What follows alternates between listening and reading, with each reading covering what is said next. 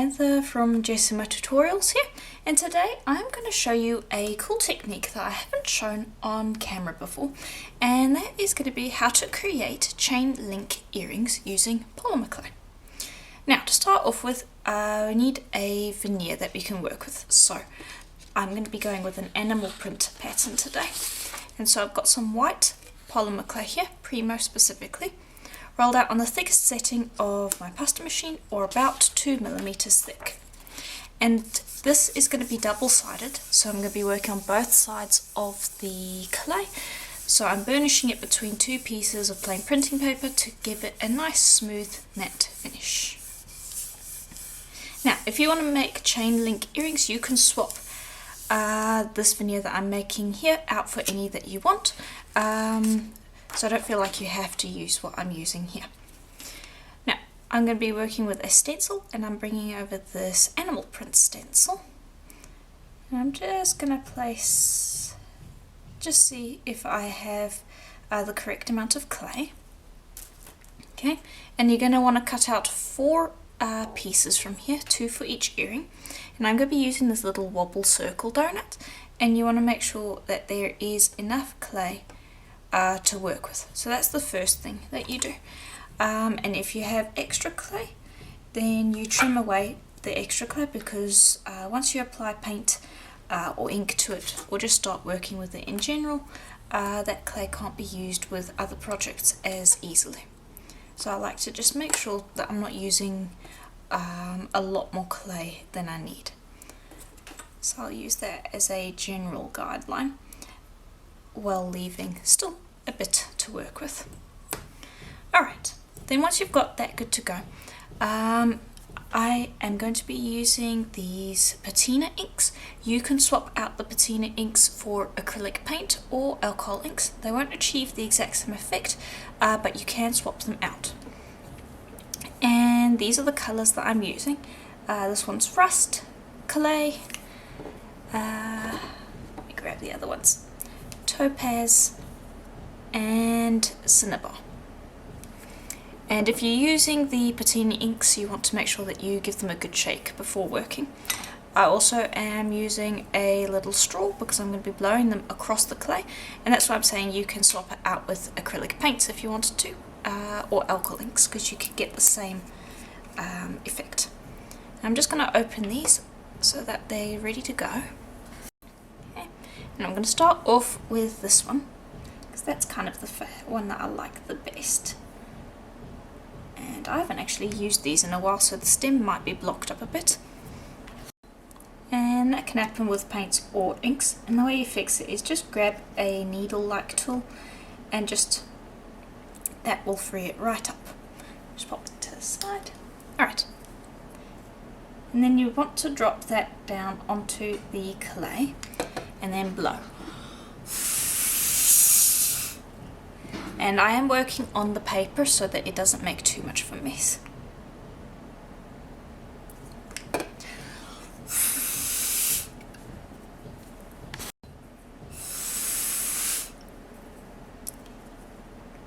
Okay, and that should be enough for that colour. There we go. And then you would move up through all of the colours, just dispersing it across the clay as you like. And try to work fast, because then the colours can intermingle with one another and you'll get a slightly more blended effect. Okay, and this is how it should look roughly when it's done. And I'm not sure how well the camera's picking it up, but can you see the crackles that are starting to appear? And that's one of the reasons why I really like the patina inks, because they do crackle a little bit after they've dried. You won't get that effect with the alcohol ink or the paint. Also, they are opaque. Alcohol inks will be translucent, acrylic paints will be completely opaque. So that's just something to keep in mind when you are creating. Now, this needs to sit and dry for a bit, and this is what the back looks like. And you'll be able to tell when it's dry. It shouldn't take too long. I'd say roughly 5 minutes, and it should be just about dry, and then you can move on to the next step. that should just about do. I'm just going to take the paper and flip it so it's a bit cleaner. And I'm going to bring over the, the enamel print from earlier. And I'm just going to arrange this in a spot that I like. Okay, quite happy with that. Then grab a piece of paper and burnish that stencil down onto the clay. Now the vintage ink or the patina ink might stick to the stencil a little bit, and this is why I'm using a stencil rather than a silk screen, because the silk screens, if the ink sticks to it, it can be really difficult to clean off, whereas the stencils, because they're made of plastic, they can really go through quite a bit. When you're cleaning them, you can use a nail brush and all sorts of things to get them nice and clean. So when it comes to things like this, I tend to use stencils over silk screens. Yes, and then from there I am going to use acrylic black and acrylic burnt umber paint. Give both of those a very quick shake, and let me just bring it out a little. There we go. I'm going to pop this to the side, and I would recommend using one of these tools. You can use a paintbrush, but this is a fun tool to get. It's a tool that's used for nail art. I think it's called a silicone applicator, but basically it's just got this really soft silicone tool on the end, and you can use that to apply paint. And it creates a really interesting effect. If you've seen any of those videos where they apply paint and then, well, they put down paint and then they use a balloon to apply it to paper, this creates a very similar effect, but on a much smaller scale. So it's a really cool tool, and I would highly recommend looking into grabbing one. And I just mix the paints like that, and then I dab that across the surface like so. Okay, and you can see how it creates an interesting effect. Also, because it's a stencil, it is perfectly okay for the paint to dry on it. That does not mean that it's ruined at all. Again, a upside from silk screens, where if the paint does dry, it can be a bit of a problem. So if you're looking to create a specific pattern, stencils can be a stress-free way to do that. But yeah, but you could use a brush. You don't need to use this tool. I just thought that it would be a fun demonstration.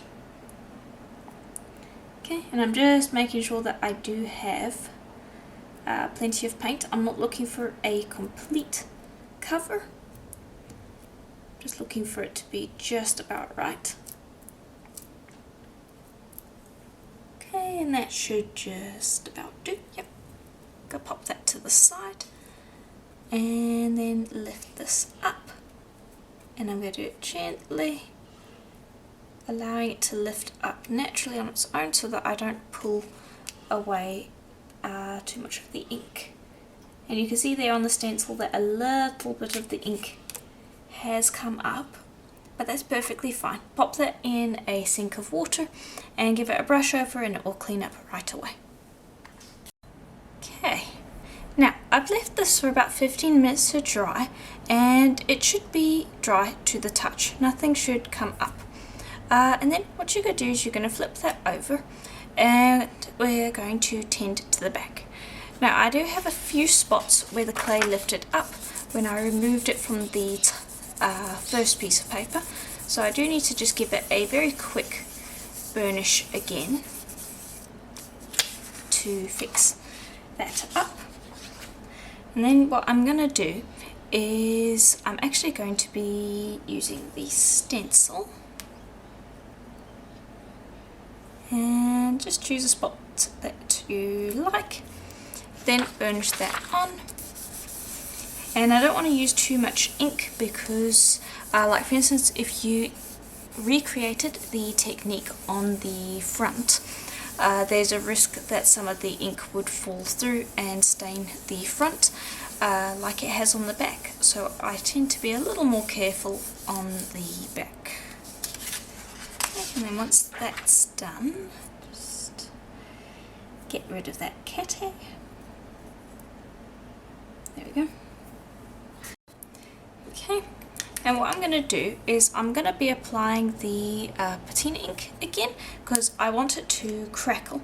So I've got black patina ink. You could swap it out for just regular old black acrylic paint, but as I said, I want it to crackle. So I'm just going to use this to apply it, that way I don't end up applying too much ink and having it fall through.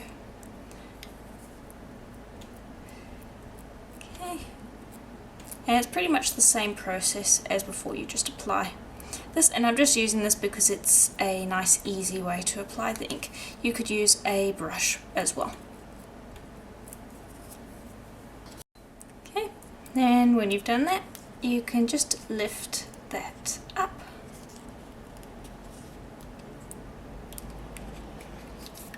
like so. Okay, and then allow that to dry and clean off the stencil. Okay, and then for the next step, I'm going to use this little kind of striped fur stamp and just a little bit of water. I'm just going to apply a little to the surface just to help prevent the stamp from sticking. And I'll also apply a little to the stamp, and any extra water will get soaked up by the paper that we're working on. Just run that over the surface. Okay, and then I'm just going to go from one end to the other. Where's my roller gone? Here it is. I'm just going to take that and I'm going to give it a quick pass and lift that up. It is tearing a little bit, and that is mostly because I don't think I conditioned my clay properly. Okay, so that's not going to work. So if that doesn't work, I'm just going to soak up the rest of the water before moving on. If that's not going to work, then you don't want to continue trying to get it to work. So what you'll do is you'll soak up all of the water. Okay, and instead I'm going to use a sponge to texture it, because this shouldn't stick in the clay as much as a texture stamp while still applying a texture. There we go, that worked better. Now I'm just going to apply that a couple of times to get a texture down. Okay, that works. Okay, alright, there we go. So sometimes if it doesn't work, just stop before doing the whole thing and you can salvage it. Alright, now there are some rips where there is, so what I would recommend doing is the areas where there are rips, and this is because the clay has been sitting for a little bit, and sometimes it can end up ripping like that. So in those areas, just focus on the sponge and try to mend those rips by just going in and pressing the clay back together. And I'm just going to keep working on that until it does mend itself. And one of the things you can do is you can grab a little bit of Kato Clear liquid clay. Just grab a little, any translucent liquid clay will work. And just grab a little bit of that and just place it down near the problem area. And there is another area over here. Yep, there it is. And I'm actually going to lift the clay up and then get the liquid clay to sit in the crack that's formed. Okay, and then smooth over the top, and that will help bond the clay back together. Then I'm going to go back in with the sponge and I'm going to press over those areas to get everything to kind of stick back together. Okay, and I'm going to lift with my blade so that I don't create extra pressure by pulling on it. And then on the top, I'm going to grab a piece of paper and I'm just going to give it a burnish, and then I will need to retexture the back. And that's how you fix a crack in the veneer. Okay, and it's unfortunate, but sometimes that does happen, so I wanted to show how to fix it. Now I'm just going to gently pat that down onto the tile. Not enough to flatten the texture on the back, but enough to get it to stick to the tile, because I don't want to cut it on a piece of paper, because the clay has some weak lines running through it, and so I don't want to put more pressure on it than I need to, because when you cut it out on a piece of paper it does stick in the cutter, and then you kind of need to poke it out. But in this case I want it to stick to the tile so that I don't end up having that risk. And this is the area where it's weak, so I'm going to cut out as many pieces as I can to this side so that I can avoid the weak spot as possible. There we go. And it shouldn't stick in the cutter. And then each time you cut, just run a baby wipe over your cutter, and this will prevent it from sticking even further. And then I'm going to see if I can cut out all of them without going pretty much over here. Okay, and there we go. Now I should be able to lift that up cleanly, and the fracture isn't a problem. Now once this is baked, because we put liquid clay on it, any of those fracture lines that were there will completely be patched up. It's just while the liquid clay is still raw and liquid, you need to be a little careful. Now I'm going to just pick this up as it is, and I'm going to pop the middle out.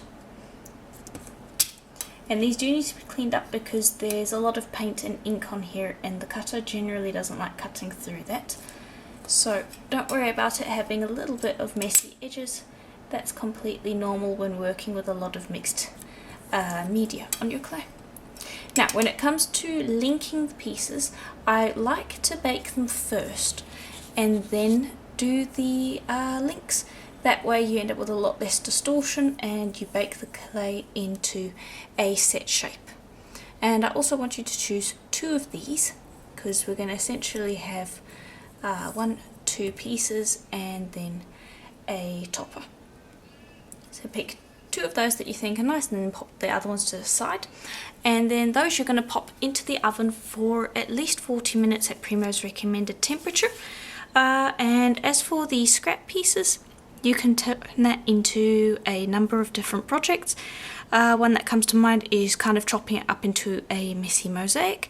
If you are interested in ideas, I do have a leftover clay playlist on the channel, so just check out the playlists and there will be a number of different ideas there if you want to see some. But yeah, bake this for 40 minutes and then I can show you how to link them together. Okay. And then once they're baked, they'll come out looking like this. And you'll have these little fluffy bits around the side. And that's easy to get rid of. You just grab a 600 grit sandpaper, make sure that it's wet and the piece is wet as well. And you just go around the edges.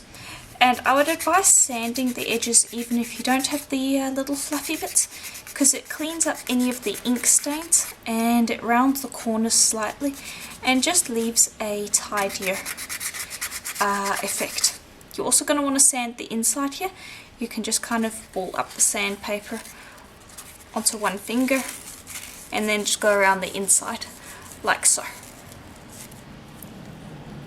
Okay, and then I've popped it to the side, both of the pieces anyway, to dry. And as for this little piece, I want to attach a stud to the back. So I've got a little gold stud here and some Sculpey liquid clay. You're going to need this for the chain link earrings as well. And then what you're going to do is you're just going to pop a bit of that liquid clay down and just grab a touch and pop that down in the middle of the little centerpiece.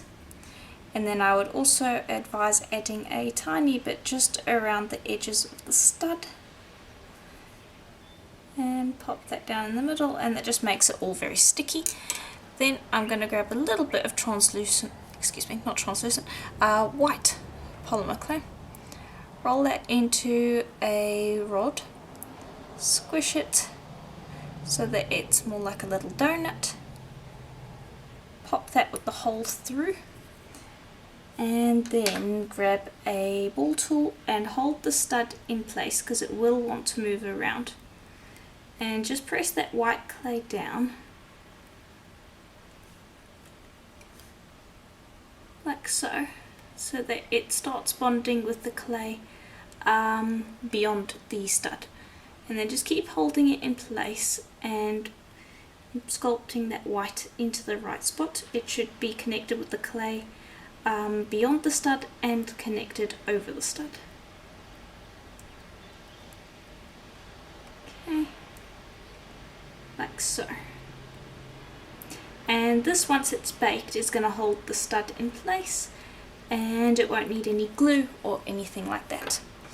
Then I kind of want a different pattern, so I'm going to use the brush to kind of scratch away at it and create a little more of a bristle pattern on top of the kind of stippled pattern that we get from the ball tool. Okay, just go the whole way around, and there we go. That's the stud attached. I'm just making sure that that texture's there, and that's that. I'll then bake that with the chain link pieces. And here are both of the donuts. Now, what I want is I want it so it can flip around like so. But it actually doesn't matter, because once they're linked into one another, they can flip to either have both the same sides facing, or they can flip to have the back side facing. Also, it doesn't matter where you cut, because you do need to cut this to open it up, and that is going to be your result. And it doesn't matter where you cut, because if I move that in, you can see that this is going to be able to rotate around. It's only going to matter once you decide where you want the next hole to be to attach the stud piece that we have. So don't worry about cutting it in a specific place at this point in time. Now I'm going to bring over a little tile, and I've also got just a kind of baby wipe, and I'm going to use that to support this when it's baking, just so that it isn't resting just on the tile, because I don't want I don't want it to be on a flat surface, because then it will end up bending. But what you're going to do is, now that you've cut that and you've linked them in with one another, you're going to grab that liquid clay from before, and you're going to run it just along the seam. And I would recommend using Sculpey liquid clay because it has a matte finish. Kato liquid clay has a shiny finish, and so if you have any spill over from this, it's going to be a lot less noticeable if the liquid clay is matte. Okay, and then I'm just going to check both sides, and that should be enough. Then lie that down so that it sits comfortably. It's not going to sit completely flat, but you want it to sit comfortably so that this part over here is somewhat supported. And then you're going to pop that into the oven. You're going to pop that into the oven for about 40 minutes. And I'm going to bake that one alongside it. And that is going to link the two pieces together. And I would do the same with the other pair. Okay. And here is how it should look when it's done. So it should be completely linked with one another. Now let me see if I can find the seam quickly. You should not really be able to find the seam easily. It should be a very faint line. I think here we go. You can see there is a very faint seam over there. But in general, it should be almost invisible. The only reason I can see a seam there is because a little bit of the ink is visible over here. But yeah, that is how I linked the earrings. Then all that's left to do is to grab the handheld pin drill and drill a hole in both the piece that has the stud embedded in it and also the earring piece, which I have already done. And yeah, then you can link it all together and it's all finished. So this was a little new today. I haven't tried these linked pieces yet, so let me know in the comments below what you thought. Do you like it, or is it an effect that isn't necessarily your cup of tea? So let me know. I find it interesting. I'm not sure if it's my favourite earring technique, but it's certainly interesting.